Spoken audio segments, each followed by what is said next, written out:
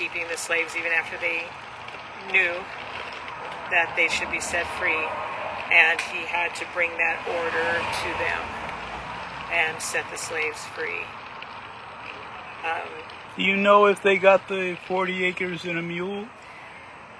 No. What happens here is that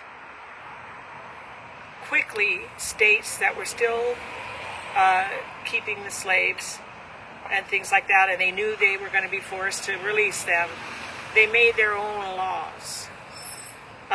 And what happened was with those laws is they were designed to keep these people from advancing in any way, shape, or form. It was called Black Code. And that law, with the Black Code, it kept slaves, mulattoes, Indians, from being able to freely live like everybody else. They had restrictive laws. But the 40 acres and a mule, if any were given that, just a few were fortunate enough to have that. But the others, the KKK and people like that, did come and take that property. Most people, their property was stolen. I heard that the Congress reversed that. Yes, they did. The Black Code... And they actually took the land back and gave it to the enslavers. That part, I can just imagine.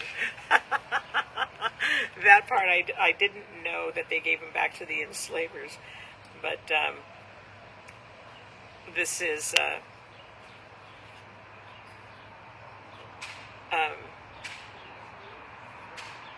yeah, the southern states all had their own structure and how it's like, darn it, they've let these people go free, so now we're going to make it hard for them to live.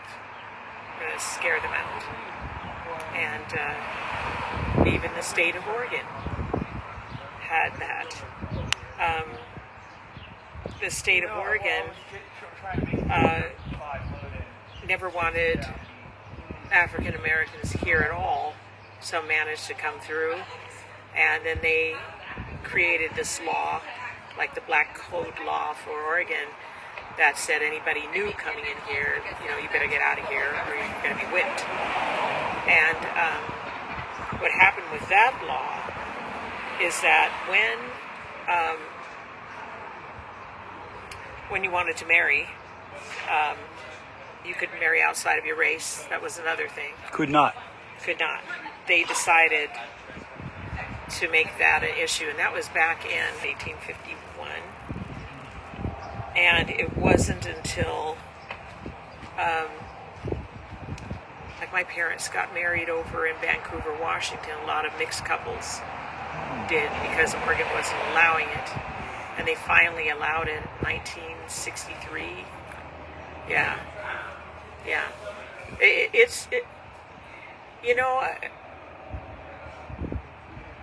When an insecure person, somebody that wants to abuse people, wants to take over somebody, they have to put in their minds that that other person is less than a human being. They have to really doctor themselves up mentally in order to abuse people of color, and it's something that when you get this kind of thing, what saved a lot of people was that they were really more intelligent than these people thought. They weren't allowed to read, they weren't allowed to write, and you had to talk funny to make sure that you didn't sound educated. But all of a sudden, when they broke away, there were so many educated people.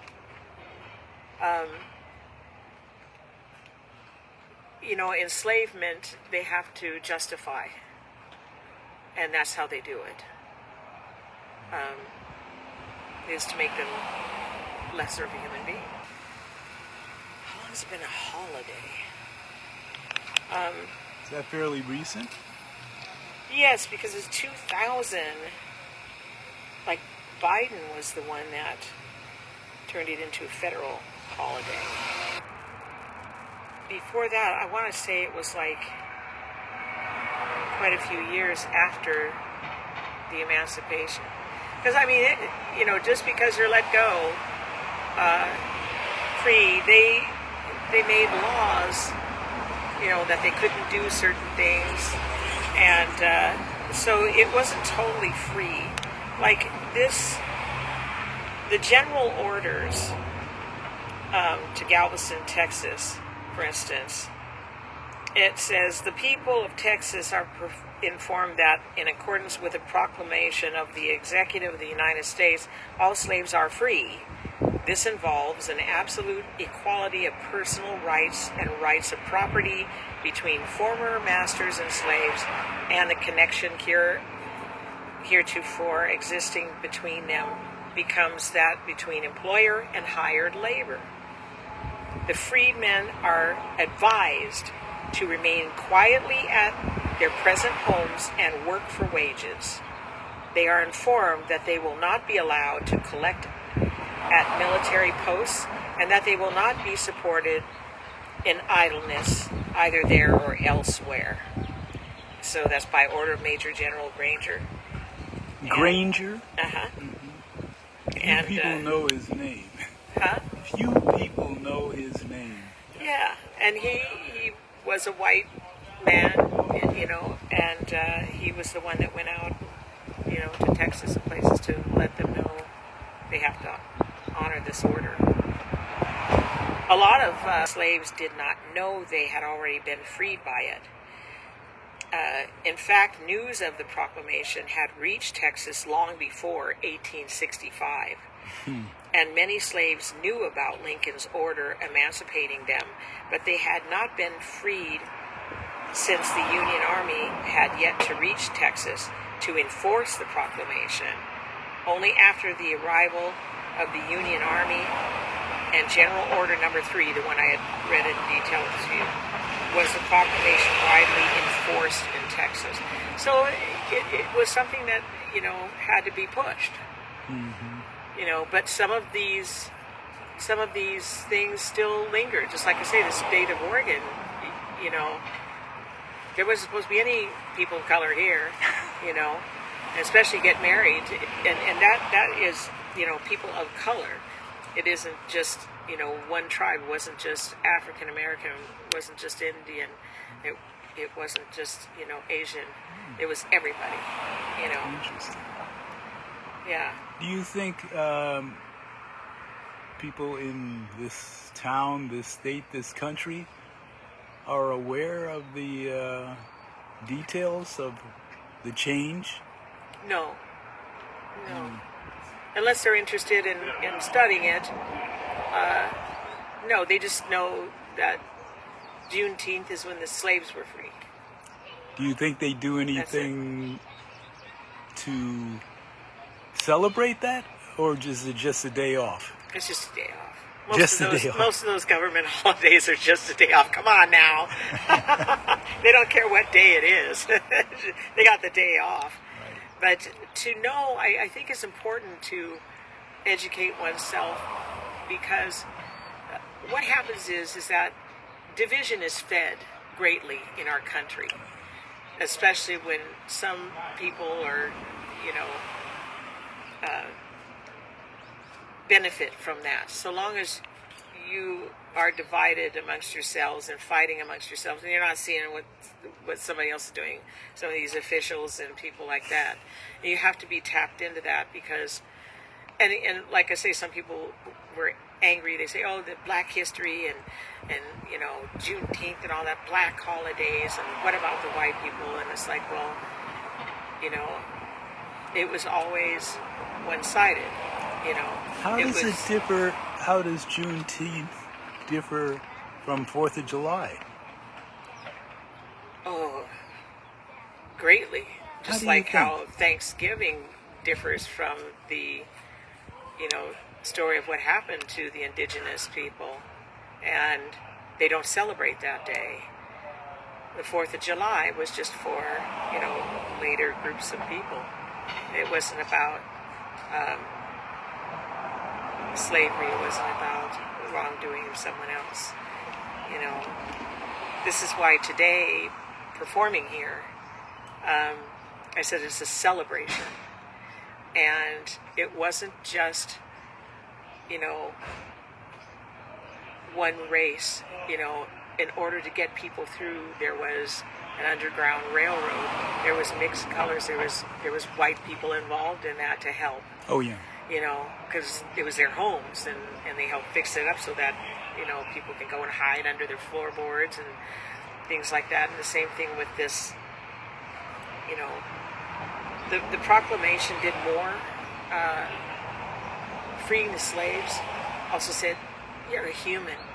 And if you fall in love with someone, you know, it can be anyone. And this society around them decided to control that. And I think in every effort, it was still imprisonment. You know, you drink out of this fountain here, and you can't drink out of that fountain. You know, watching a movie through a hole in the wall. You know, oh yeah, Walnut Theater that they closed up there. That old movie theater. Here in Portland. Go upstairs Portland. in the back, the back room, there was holes drilled in the wall so that you could watch a movie from up there. Because they didn't want Negroes down in the auditorium. There was no funding, no grants, nothing. They wanted the neighborhoods to be completely torn up so that the new level of buyers could come in. It's about money. And so the red zoning was about mortgages and sales of homes. And so they said, okay, you're going over here because we're not going to fund this neighborhood. We're just, even businesses, they couldn't get a grant, you know. And so what happens is that they, when they divided the properties like everything else, look what happened. The homes were torn up, streets were torn up, and new people coming into the state had money, because from where they lived, it was more expensive. And so they come in, fix up. Some homes were fixed up beautifully and preserved, I gotta say. But the thing is that, you know, why this was, and they were able to get grants. They were able to get housing. You know, like, oh, you're fixing up the home, we'll give you a grant for that.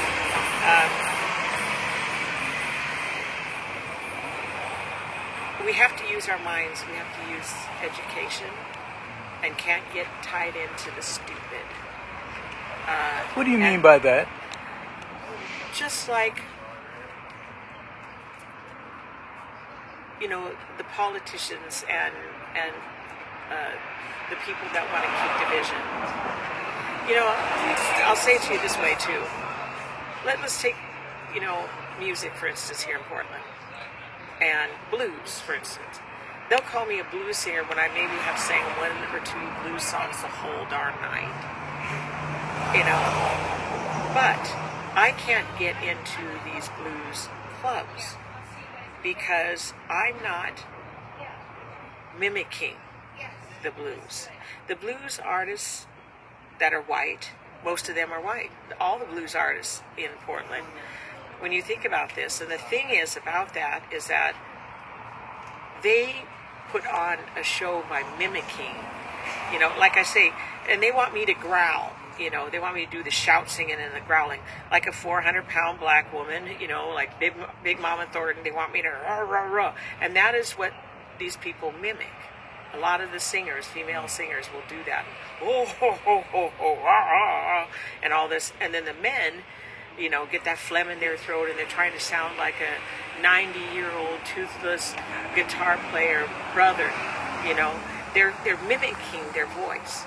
They're mimicking their style, and that's what people want to see. They want to see a white face that sounds black, but they don't have to see black. You know, I am mixed. I am both my mother and my father, you know, and what they would call mulatto. But this city, as you see it, you know, people move here.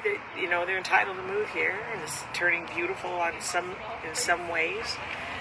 But I'm seeing less and less of our culture here. I don't know where they're going. Out.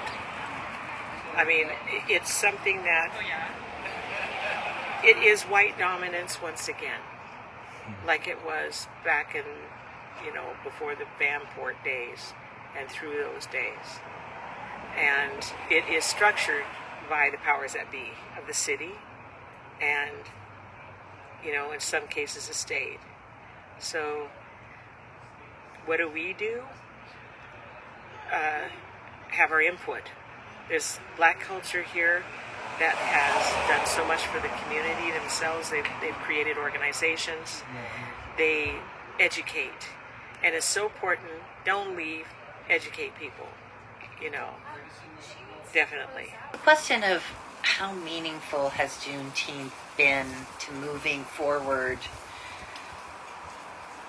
acknowledgement of emancipation of black folks in this country? I think that's a very challenging question. I don't think that it's a linear process. I think that we also don't really know until the story is written what parts of the story have been powerful. This week we're going to be acknowledging with a proclamation the 60th anniversary of the Civil Rights Act. And it's, of course, caused me to reflect a lot on how far we've come and how vicious the pushback is, and the ways in which holidays, I think, are significant. I think it's important for people to learn about them, to think about them, to recognize. For me, Juneteenth is so, the victory of it feels very overshadowed by both the fact that it took 2 years for people to find out they had been freed, and just knowing then, the Jim Crow that followed and all the ways in which that liberation and emancipation was challenged and fought against. But I do think that it's important, and I felt grateful that it's a national holiday now, and that it becomes a part of the, quote, American story, and that these things matter. But, there's so much that goes into what becomes a pivotal moment in moving people forward. I think about, that it really, what it took a Jet magazine cover to wake up a lot of people across the country, took seeing people be attacked by dogs and reacting nonviolently in the South because we had television. And, but I also don't know what it takes to keep people awake to that.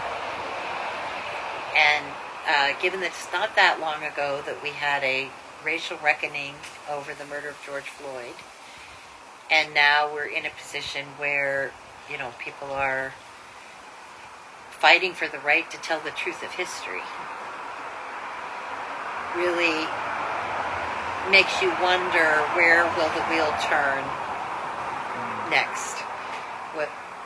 What will come about? How far will things be pushed out before they can have their moment of enlightenment?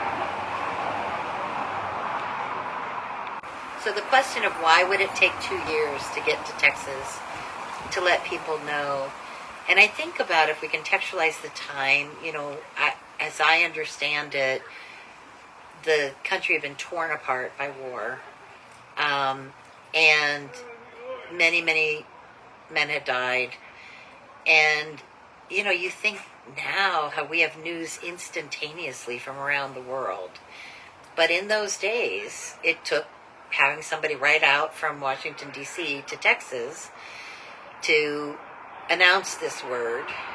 And as we talk about it, it makes me curious to know more about exactly what did that story look like.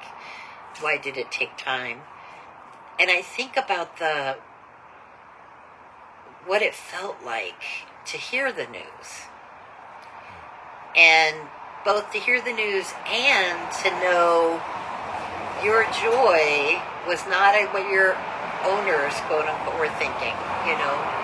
That there was this, you had gained a legal right, but the actual process of going became so fraught to actually have that kind of liberation. I remember thinking about reading some of the history of how, people were then, who were freed, were then recaptured by bounty hunters, taken back to the plantations, and became indentured servants, where the plantation owners said they owed them money for the room and board that they had received. And they didn't get the 20 acres and a mule, and some of them didn't even get 15 acres, and much less whether they got the mule or not. But it's interesting you say about the indentured servants, as they had to be brought back on the plantation, because one of the things that was happening at the same time was they weren't, the enslaved people were trying to be separated from the white indentured servants who became sharecroppers, as did some of the black. Right. And how did they do that? And I heard that there was part of it came through Congress, where the plantation owners said, we don't want this. We want our property back. Right. Land and people. Well, I'm quite sure there was a lot of pushback, and it would be interesting to know, because I don't think the bulk of people got their 40 acre and a mule. And also imagine, you may be set free, but we know that they tore families apart. Right. They took fathers and mothers and put them in different parts of the country. They took children away, and I always wonder about how would you go about, even what would your priorities be, Get free, find your people, survive. I think it was probably a tremendously difficult time. And I don't think, we've learned the lesson of it. I don't think that, I think we either have people in this country who are in denial that there is any lack of liberation and emancipation for particularly folks who are descended from people who were enslaved, to people who don't care. They don't see that as being problematic. Those are the only ways I can imagine people having any rationale at all for the way in which people are currently behaving in, rolling back the Civil Rights Voting Act pieces that have protected us, the affirmative action. It's just heartbreaking and baffling to me. And I think that for me as a white woman, I felt that Juneteenth, my work, was to really ponder these questions, to really think as carefully as I could, learn, hear other people's opinions. I listened to a lot of podcasts that day. I reflected on the meaning and reflected on that distance between Juneteenth and 4th of July. Both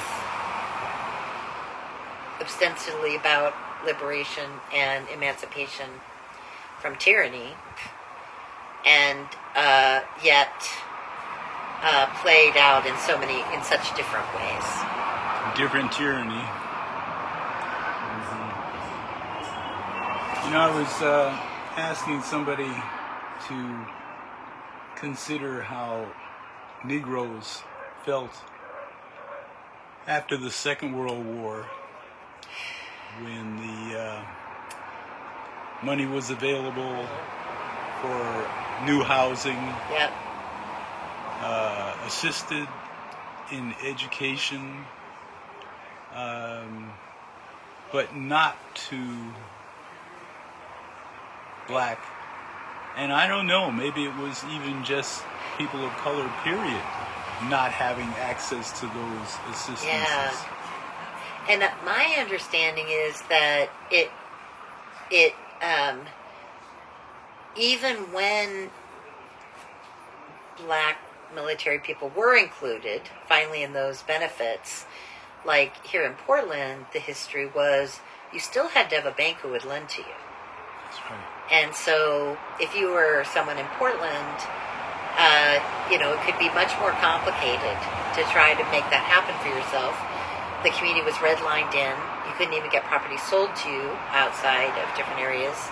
There was no money for rehabilitation of buildings. The community was being blighted. And so it still made it very challenging